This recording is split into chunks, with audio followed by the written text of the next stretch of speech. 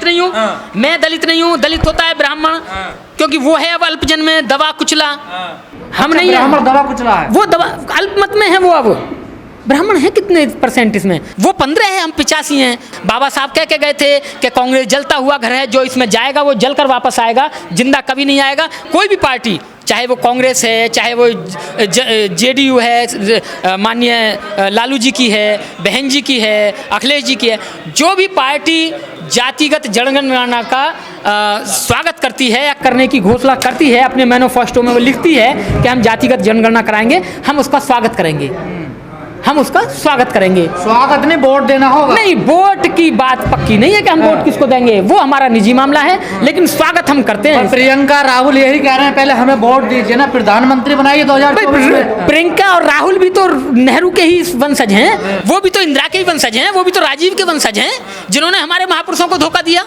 हम उन पर कैसे विश्वास कर सकते हैं? उसके दादा ने, परदादा ने धोखा दिया, उसकी दादी ने धोखा दिया, उसके बाप ने धोखा दिया, उसके चेहरे पर लिखा हुआ कि ये धोखा नहीं देगा। तो विश्वास नहीं है आपको कांग्रेस? हमें विश्वास नहीं, हमें विश्वास नहीं। तो फिर कैसे होगी जातीय जनगणना? नहीं, हम देखिए, हमारी जनसंख्या ज़्यादा है भारत में, SC ST OBC की जनसंख्या ज़्यादा है। हम चाहते हैं जनगणना हो, जिसको लगे कि इनकी वोट हमें चाहिए वो हमारी जाति जनगणना कराए, जातिगत जनगणना कराए।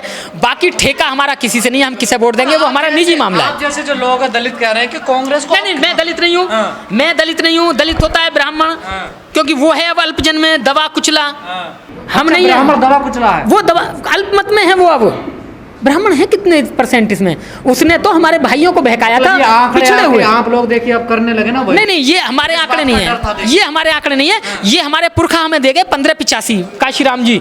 वो 15 है, हम 85 हैं। भाई साहब, अगर एक साथ सबने सांस ले लेना 85 ने, क्या एक साथ अटेंशन सांस लो, तो भाई साहब 15% हवा में उड़ते आएंगे। तुम उनमें जो रस्सी बांध बांध कर खींचोगे ना, तुम्हारी रस्सी भी चली जाएगी, वो भी चले जाएंगे। तो वही तो कह रहे हैं लोग कि इन 75 सालों में कम से कम 60 साल तो कांग्रेस ने राज किया होगा, तब क्यों याद नहीं है जातीय जनगणना? जैसे आपने कहा अभी, जातिगत जनगणना की बात और मंडल कमीशन की बात और पिछड़ों को आरक्षण की बात, हमारे पुरखे पिछड़ों के आरक्षण की बात आर्टिकल 40 में 340 में बाबा साहब कह के गए और 41 में मिला हमें। यानी कि पहले बाबा साहब ने किसकी पैरवी की? पिछड़ों की। बाद में की अपनों की, बाद में की अपनों की, यानी हम उनके बच्चे हमारी की। कि मेरे बच्चे, तो मैंने अपने बच्चों को शिक्षा रूपी हथियार दे दिया, ये तो बेड़ा पार लगा ही लेंगे, लेकिन ये हैं पिछड़े, ये नहीं मानेंगे, पहले इनको दूं, उनको दिया। फिर उसके बाद में मंडल कमीशन हमारे दूसरे मसीहा मान्यवर काशीराम ले आए। तब की मान्यवर साहब की रैली वहाँ पंजाब में हो रही थी, 4 दलितों को गोली खाई थी। लड़ किसके लिए रहे थे? OBC के लिए। मर कौन रहे थे?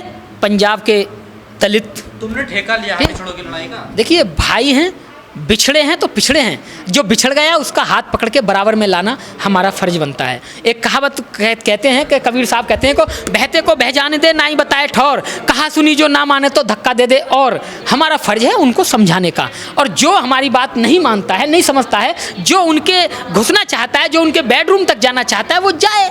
वहाँ से जब लात पड़ेगी वो आएगा रोता हुआ। बाबा साहब कह के गए थे कि कांग्रेस जलता हुआ घर है, जो इसमें जाएगा वो जलकर वापस आएगा, जिंदा कभी नहीं आएगा। उदाहरण के तौर पे जगजीवन राम से लेकर कितने तक ले लो, VP मौर्य से लेकर संगप्रिय गौतम तक ले लो, अगर कोई जिंदा निकला हो तो।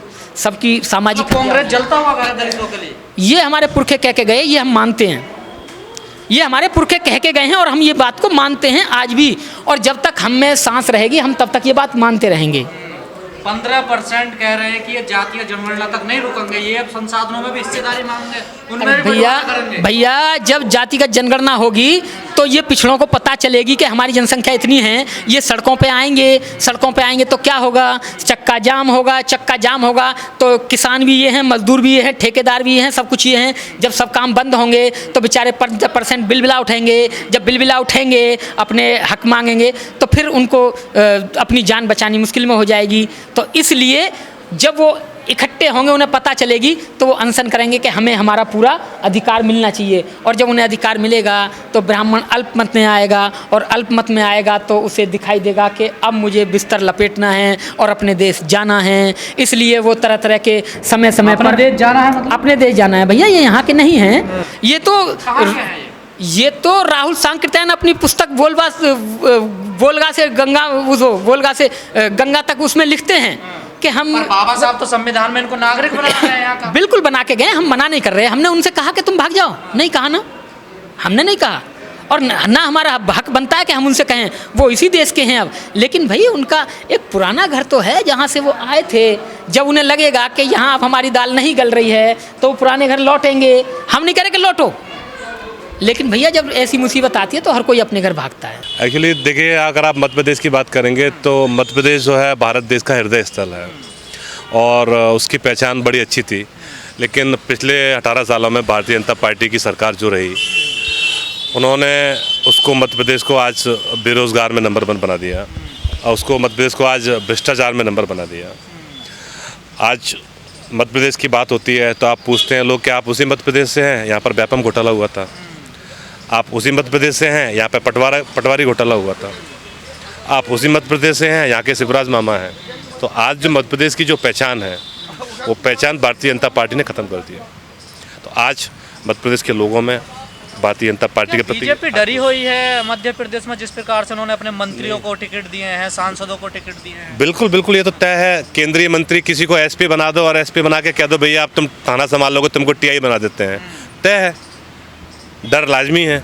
और मैं तो चाहता हूँ कि एक सीट से अमित शाह भी लड़ लें, एक सीट से नरेंद्र मोदी जी भी लड़ लें, तो शायद कि उनकी सरकार बन जाए। लगता है आपको ऐसी उम्मीद है? नहीं, बिल्कुल स्वागत है। वो आए हमारे लिए मध्य प्रदेश का हर व्यक्ति के लिए तैयार है उसके लिए कि आप आएँ, स्वागत है आपका। तो जो मध्य प्रदेश में इंडिया के साथ आप लोग उतरे हुए हैं मैदान में, तो क्या पूर्ण बहुमत की सरकार बनेगी या फिर किसी से अलायंस करने की जरूरत? नहीं, मध्य प्रदेश में किसी से अलायंस करने की ज़रूरत नहीं है। इंडिया अलायंस जो है हम उसके साथ में है, लेकिन मध्य प्रदेश में ऐसी कोई स्थिति नहीं है। मध्य प्रदेश आज बेरोज़गारी में नंबर 1 हो चुका है। मध्य प्रदेश आज भ्रष्टाचार में नंबर 1 हो चुका है। आज महिलाओं के अत्याचार में मध्य प्रदेश नंबर 1 हो चुका है। तो मध्य प्रदेश में जो है भारतीय जनता पार्टी की विदाई तय है। जनता मूड बना चुकी है, बस अब कुछ समय की बात हो रहा है। तो कमलनाथ के चेहरे पे चुनाव लड़ा जाएगा वहाँ या फिर राहुल गांधी? नहीं, बिल्कुल बिल्कुल, राहुल गांधी जी भी हमारे नेता हैं, कमलनाथ जी हमारे नेता हैं, लेकिन चूंकि प्रदेश का चुनाव है तो निश्चित तौर पे चेहरा कमलनाथ जी होंगे। या मुख्यमंत्री दिग्विजय सिंह बनेंगे? नहीं, देखिए, ये तो पार्टी आलाकमान तय करेगी कि मुख्यमंत्री किसे बनाना है। लेकिन आज हमारे प्रदेश अध्यक्ष आदरणीय कमलनाथ जी हैं, तो कमलनाथ जी के नेतृत्व में चुनाव हम लड़ रहे हैं। अब बाकी पार्टी का फैसला है, वो चाहे जिसको। जातीय जनगणना का कितना प्रभाव पड़ेगा इन चुनावों पर? बिल्कुल पड़ेगा। मध्य प्रदेश की अगर आप बात करेंगे तो आज मध्य प्रदेश में ओबीसी की हिस्सेदारी 51% है। तो जातिगत जनगणना करा रही है कांग्रेस, उसका निश्चित तौर पर कांग्रेस को फायदा मिलेगा। करा कहाँ रही है? वो तो कह रही है ना अभी हमें वोट दो तब कराएंगे। नहीं, तो जब सरकार में आएंगे तभी तो करेंगे। जबकि भारतीय जनता पार्टी के जो मुख्यमंत्री थे, चाहे आपकी उमा भारती जी थी, वो भी ओबीसी की थी। उसके बाद आपके बाबूलाल गौर जी रहे, वो भी ओबीसी के रहे। शिवराज सिंह चौहान थे, वो भी ओबीसी के रहे। लेकिन उन्होंने कभी ओबीसी के बारे में नहीं सोचा। जब माननीय कमलनाथ जी 15 महीने के लिए उनकी सरकार आई तो उन्होंने ओबीसी का आरक्षण 27% किया। और जब चुनी ही सरकार को, वोट की चुनी हुई सरकार को जब नोट से गिरा दिया और जब शिवराज सिंह जी मुख्यमंत्री बने तो उन्होंने उस पर फिर से स्टे लगा दिया। ये जो शिवराज सिंह की तमाम योजनाएं लाए हैं, लाडली योजना जो दे रहे हैं, क्या इनका भी कोई इफेक्ट प्रभाव पड़ेगा? नहीं, देखिए, ये मध्य प्रदेश की जनता बहुत अच्छे से जानती है कि चुनावी समर है, चुनावी वक्त है। पिछले 18 साल से भारतीय जनता पार्टी की सरकार है। मैं आपके माध्यम से माननीय शिवराज सिंह जी को पूछना चाहता हूँ कि आज आपको अपनी लाडली बहनों की याद आ रही है। 18 साल तक आप कहाँ थे? आज आप जो लॉलीपॉप दे रहे हो, जब कांग्रेस कहती है कि हम 500 रुपये में गैस सिलेंडर देंगे, जब कांग्रेस कहती है कि हम 1500 रुपये प्रति महिला को महिला सम्मान देंगे, तब आपको याद आती है कि हमको 450 रुपये में सिलेंडर देना है। तब आपको याद आती है हम 1000 रुपये प्रति माह महिलाओं को देंगे। और हमारे शिवराज सिंह ने तो घोषणा भी कर दी, बोले रक्षाबंधन पे सबको 450 रुपये पे सिलेंडर मिलेंगे, लेकिन किसी भी माता बहन को एक भी सिलेंडर नहीं मिला। तो सब जानते हैं चुनावी जुमले हैं। 18 साल तक आपको याद नहीं आई, आज 18 हफ्ते पहले आपको अपनी लाडली बहनों की याद आ रही है। हिंदू मुस्लिम का कोई मुद्दा वहाँ प्रभाव करेगा? नहीं, हमारे यहाँ ऐसा कोई मुद्दा नहीं है। मध्य प्रदेश संप्रदाय के साथ सब लोग एक दूसरे के साथ रहते हैं, वहाँ ऐसा कोई मुद्दा नहीं है।